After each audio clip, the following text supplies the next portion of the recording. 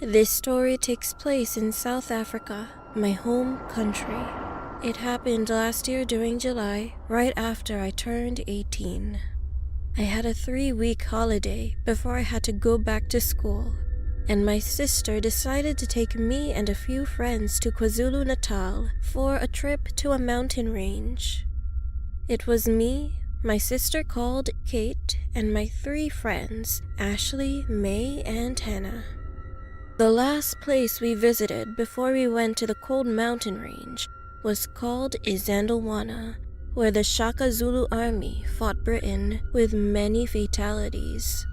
We got to the place at around midnight since there was no security, so we decided to explore the grounds and look at the thousands of graves placed around the land.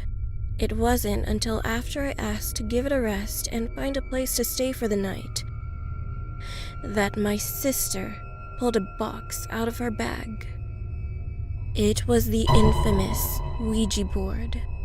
We used to believe in the paranormal side of the world, so all 5 of us decided to play. I mean, it was such a perfect place to do it. So we sat down by one of the bigger graves and started playing. But the board wasn't really doing anything until my sister lost her temper and took her fingers off. The keys started moving around in short circles before going over the letters and spelling out RUNTHEAREHERE.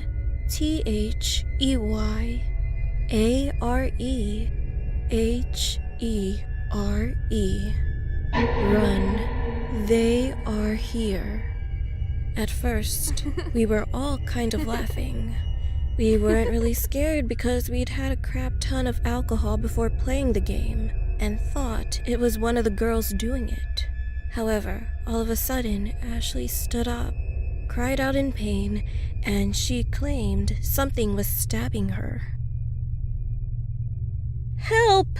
Help me!" she screamed, so we immediately stopped playing and went to help her. When she lifted up her shirt, we could see a long and deep scratch that went from where her heart is down to her stomach.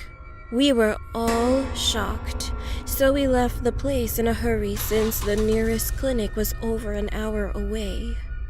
When we arrived, our situation only got worse, considering we were a group of white girls who only knew how to speak English and a bit of Dutch, while everyone inside of the clinic was a Zulu native and didn't know any English. We couldn't get my friend any help, since neither we nor the nurses understood each other until we lifted up my friend's shirt to show them the wound.